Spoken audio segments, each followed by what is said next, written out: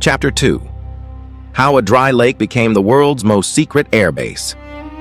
If you had visited this part of Nevada in the early 20th century, you probably wouldn't have noticed anything unusual. There were no military compounds, no towering security fences, no warning signs, and certainly no stories about flying saucers or extraterrestrials. Simply another isolated stretch of desert.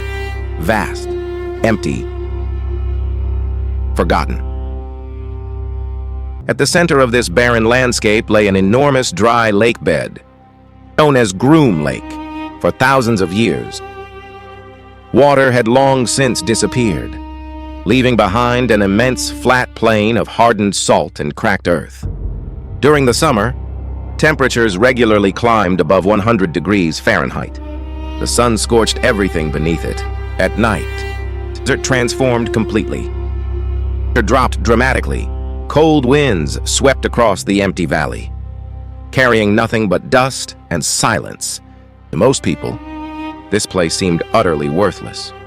But sometimes, the most valuable places in history are the ones no one wants. Before World War II, a handful of mining companies operated near Groom Lake. Deposits of silver and lead had attracted prospectors for a time. The business never truly flourished. The population remained tiny. Few people had any reason to travel here. Then, the world changed. War erupted and suddenly, locations like this became incredibly valuable. The U.S. military needed enormous areas where new weapons could be tested, far away from cities, far away from civilians, and far away from curious eyes. Nevada offered exactly that.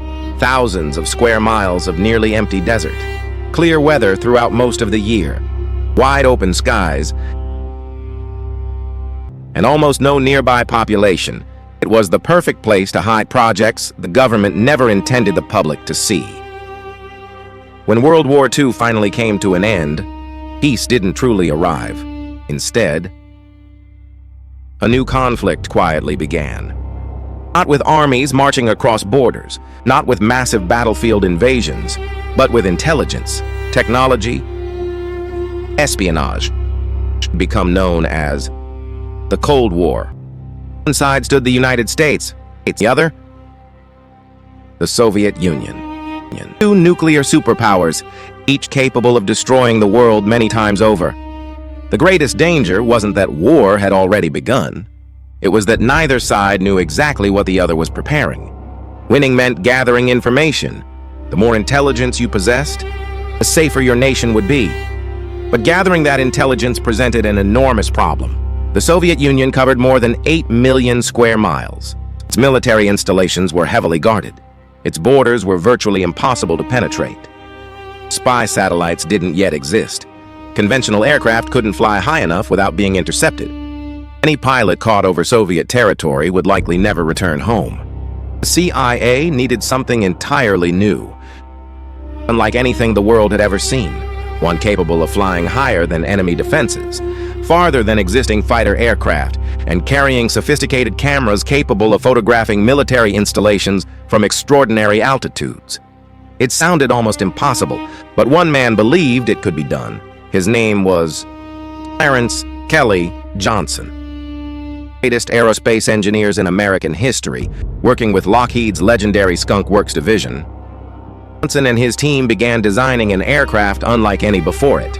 Long, slender wings, an incredibly lightweight structure, powerful engines, the ability to fly above 70,000 feet.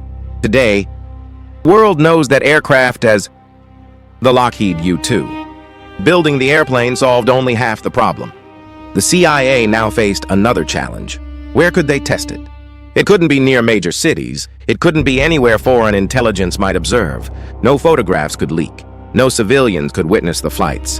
The entire project depended on absolute secrecy. Kelly Johnson, together with CIA official Richard Bissell, began searching for the ideal location. They surveyed several sites across the American Southwest. Then, during one reconnaissance flight, they spotted Groom Lake from the air. A massive natural runway, miles of perfectly flat desert, surrounded by mountains, completely isolated. Reportedly knew almost immediately. This was it. The perfect location. Construction began during the summer of 1955. What had been empty desert quickly transformed. Roads appeared almost overnight.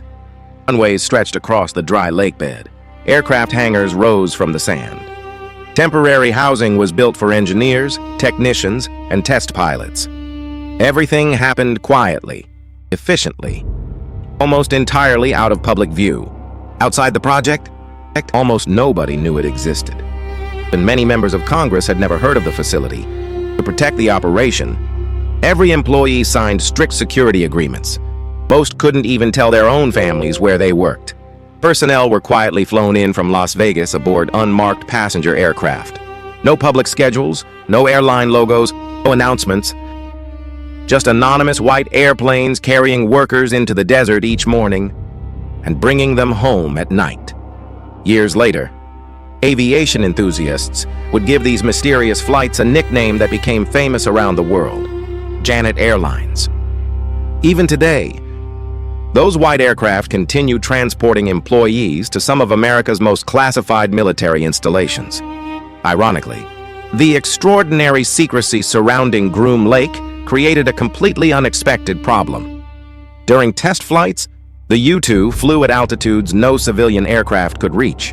People watching from the ground occasionally noticed something unusual: a bright object, moving silently across the sky, far higher than any airplane they'd ever seen. It left no familiar contrails, produced almost no audible sound,